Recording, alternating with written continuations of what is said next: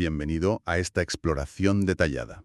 Hoy vamos a meternos en algo que fascina a muchos lectores. Cómo viajan las palabras, ¿no? De un idioma a otro.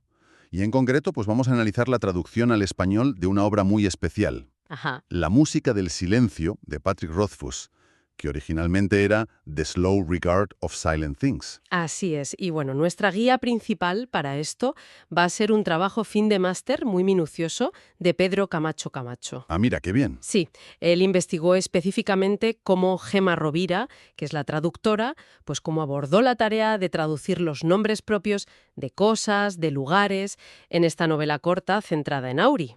Claro, y tratándose de Rothfuss, esto no es cualquier cosa. No. Es un autor que le da una importancia enorme al lenguaje y sobre todo a los nombres. En su universo de Crónica del asesino de reyes es fundamental. Totalmente. Así que bueno, la misión hoy es entender ese proceso.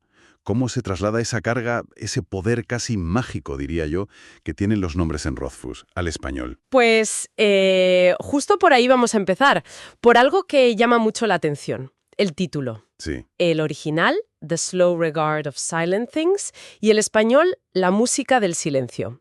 Oye, parecen venir de planetas distintos. La verdad es que sí, suenan muy diferentes. Pues vamos a investigar por qué se cambió tan llamativo. Suena intrigante. Pues, adelante, vamos a analizarlo. Vale. Para empezar, yo creo que es importante entender qué es un nombre en este contexto, en la literatura. No es solo una etiqueta, ¿sabes? Claro. Hay teóricos como Alexander o Matthews que dicen que un nombre propio sirve para singularizar, para hacer único a alguien, a un sitio, incluso a una cosa. Pues como mi gato, que se llama Puki y eso lo distingue de los demás. Sí, pero en la literatura, y sobre todo en fantasía, va más allá de distinguir, ¿no? A menudo tienen capas de significado. Exacto. Y aquí viene bien una distinción que hace un teórico, Franco Aixela. Él habla de nombres convencionales como William, que bueno, no dice mucho por sí solo. ¿Vale? Y luego están los nombres expresivos, como William Shakespeare.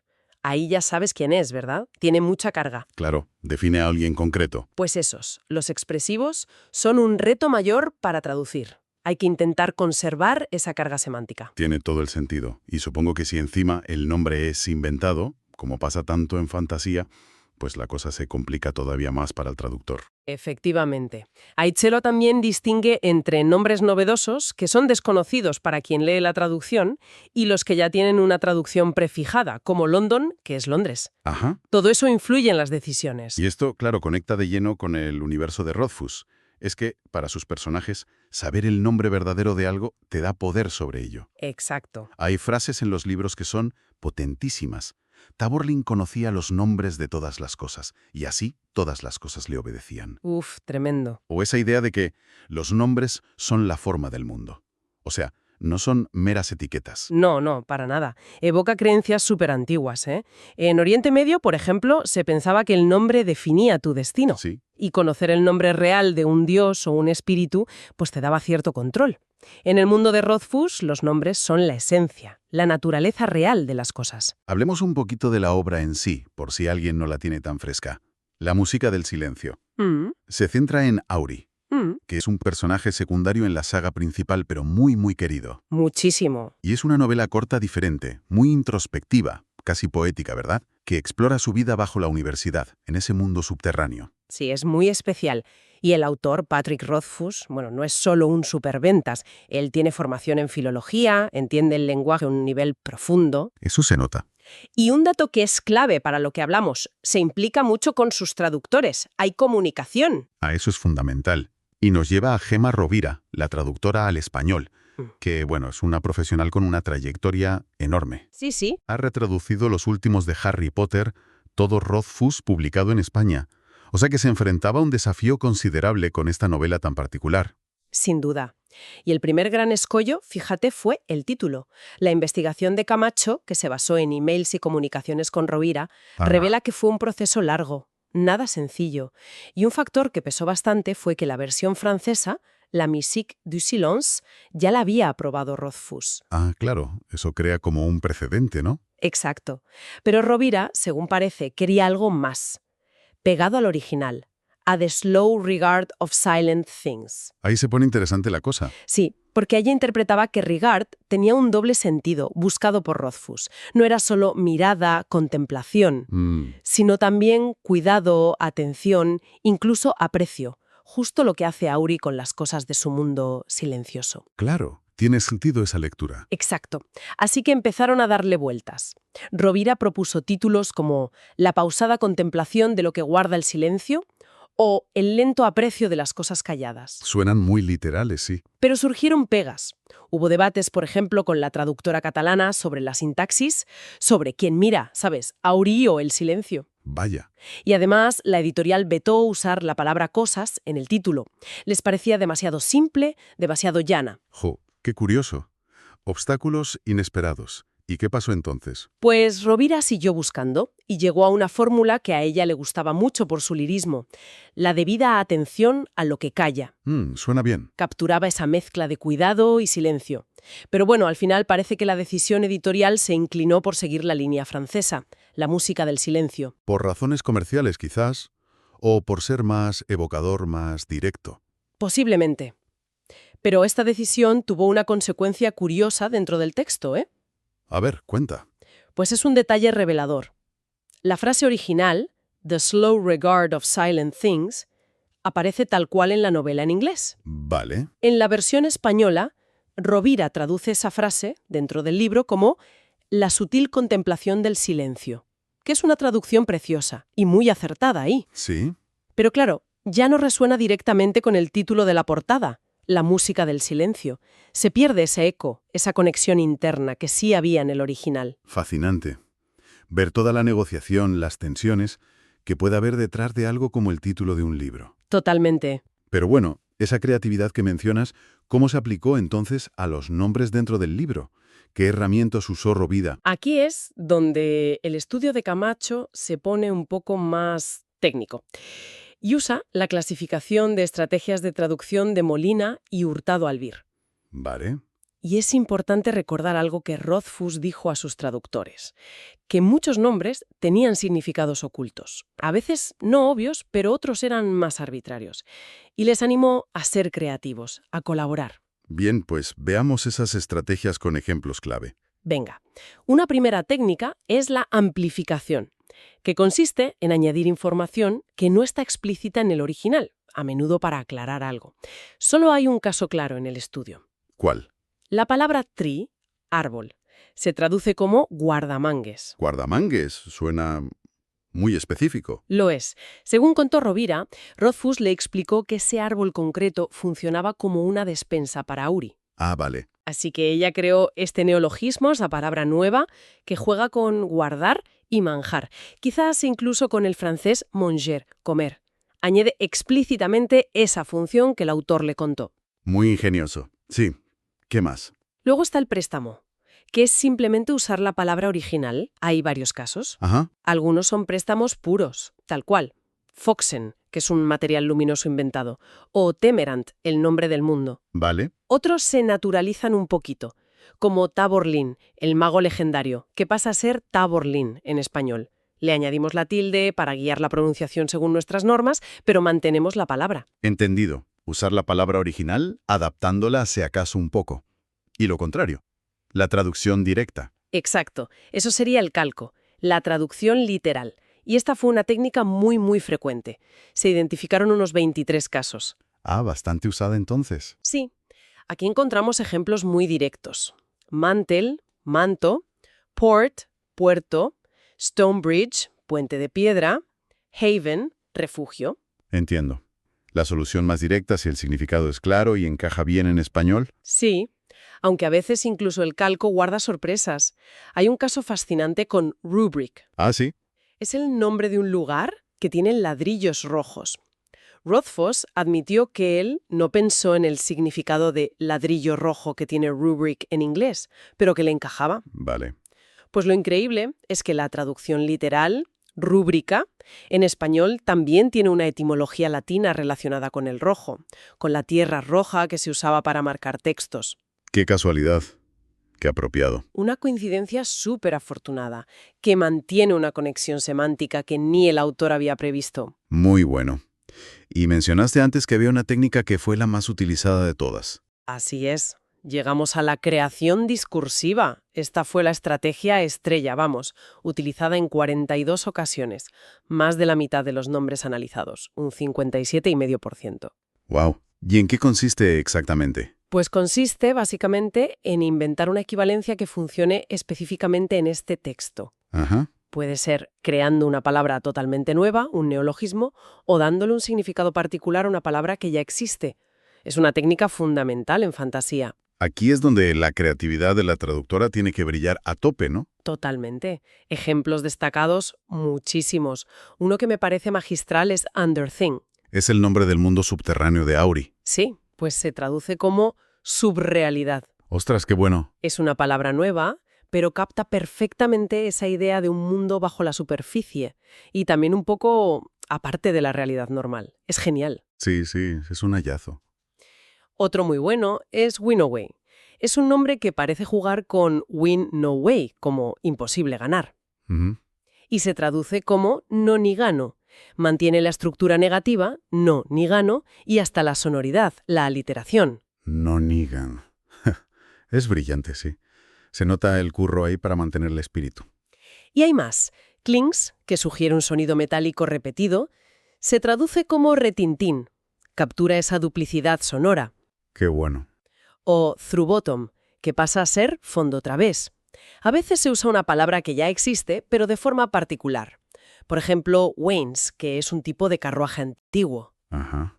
Se traduce como galeras, usando una acepción menos común de galera en español, o burrow, que es un lugar donde Auri toma prestadas cosas, pasa a ser banca, jugando con la idea de préstamo y de banco como lugar. Queda claro, sí, que esta creación discursiva fue esencial para dar vida al mundo de Auri en español, y que exigió una inventiva enorme por parte de Rovira. Definitivamente. Y esto nos lleva a un terreno aún más resbaladizo, si quieres. ¿Cuál? La traducción de los juegos de palabras. Son uno de los mayores rompecabezas para cualquier traductor. Uf, me imagino. El estudio de Camacho también analiza cómo se manejaron los juegos de palabras que había en los nombres, usando la clasificación de otro teórico, Dirk de la Bastita. Aquí las soluciones tienen que ser todavía más creativas, supongo. ¿Qué encontró el análisis? Pues encontró varias estrategias. La ideal, claro, pero no siempre posible, es juego de palabras, juego de palabras. Vale. Se encontraron 5 casos en los que Rovira logró recrear un efecto similar en español. Ya mencionamos Clinks, retintín, ese juego sonoro. Sí. Otro es Nine Wise, que en inglés juega con nine, 9, y wise, sabio. Y se traduce como nuevemente, que juega con 9 y mente. Y además suena como nuevamente. Muy ingenioso. Mantener el juego de palabras es un logro tremendo, pero supongo que a veces simplemente no se puede. Claro. Ahí entra la segunda estrategia, juego de palabras sin juego de palabras. Hubo 4 casos donde el doble sentido original pues se perdió. Una pena, pero inevitable a veces. Sí. Por ejemplo, taps. Rothfuss aclaró que se refería al ruido de las tuberías, pero la palabra también significa grifos. Ah, vale. La traducción fue repique, que solo conserva la idea del sonido. Pierdes la ambigüedad. Y aquí es donde se perdió también ese juego más complejo que comentaste antes, ¿verdad? El de mains y tenants. Exacto, ese. En inglés, los nombres de 2 lugares, mains, que puede ser tuberías principales o edificio principal, y tenants, que puede ser mantenimiento o tenencia. Juntos forman la palabra maintenance, mantenimiento. Al traducir mains como principalidad, que solo recoge la idea de principal, y tenants como tenimiento, pues ese juego de palabras compuesto se pierde. Gajes del oficio, vamos. Sí, pérdidas casi inevitables al cambiar de idioma. Ya veo. ¿Y qué otras opciones hay si te encuentras un juego de palabras que es imposible de traducir? Pues a veces la única salida es la copia directa. Solo hubo un caso así en el estudio. ¿Ah, sí? ¿Cuál? Lady Larbor. El nombre original era un nudo de significados. Podía evocar l'arbor, el árbol en francés, larder, despensa en inglés, y harbor, refugio, sostén. Madre mía. Recrear todo eso en español era, bueno, una tarea titánica. Así que se optó por dejar el nombre tal cual, Lady Larbor. Comprensible. Y queda una última estrategia que mencionaba el análisis, que me ha parecido bastante curiosa. Sí, verdad. Es la de sin juego de palabras, juego de palabras. Eso es. Introducir un juego de palabras en español donde no lo había en el original. Exacto. Hubo 4 casos. Esto se llama compensación. Es una técnica donde el traductor intenta, de alguna manera, equilibrar las pérdidas creando nuevos juegos en otros sitios. Ah, qué interesante. O sea, si pierdo un juego aquí, intento crear otro allá para mantener el nivel general. Justo eso. Ejemplos. Ya vimos Tree Guardamangel. Tree es solo árbol, pero Guardamangel introduce un juego semántico nuevo sobre guardar comida. Vale. Otro ejemplo es tipple, que en inglés significa bebida alcohólica o estar borracho. Se traduce como tentetieso. Ah, el muñeco este que siempre se pone de pie. Ese mismo, pero claro, también juega con la orden tentetieso. Introduce un juego que no estaba. O bakery, panadería. Se traduce como obrador. Que sí es un tipo de panadería, pero también suena a trabajador, a taller. Exacto. Otro pequeño juego añadido. Así que al final, ¿cómo quedó la cuenta? ¿Se perdieron muchos juegos de palabras en el balance general? Pues aquí viene lo más fascinante del análisis de Camacho, el equilibrio final. A ver, se contaron 10 juegos de palabras relevantes en los nombres del texto original inglés. 10, vale. En la traducción española se consiguió recrear 5 de ellos directamente, juego por juego. La mitad. Se copió uno, Lady Larbour. Ahí se pierde el juego, pero la forma se mantiene. Se perdieron 4 por completo, como el de Mainz. Vale. 5 plus 1 plus 4. Pero aquí está la clave. Se añadieron 4 juegos nuevos mediante compensación. Ah, Si haces la suma, 5 recreados plus 1 copiado, que formalmente sigue ahí, plus 4 nuevos, nos da 10 juegos de palabras en la versión española. ostras. El mismo número que en el original. Exacto. Vaya, eso es sorprendente. Conseguir ese equilibrio numérico, aunque los juegos concretos no sean exactamente los mismos, demuestra un nivel de artesanía increíble. Totalmente.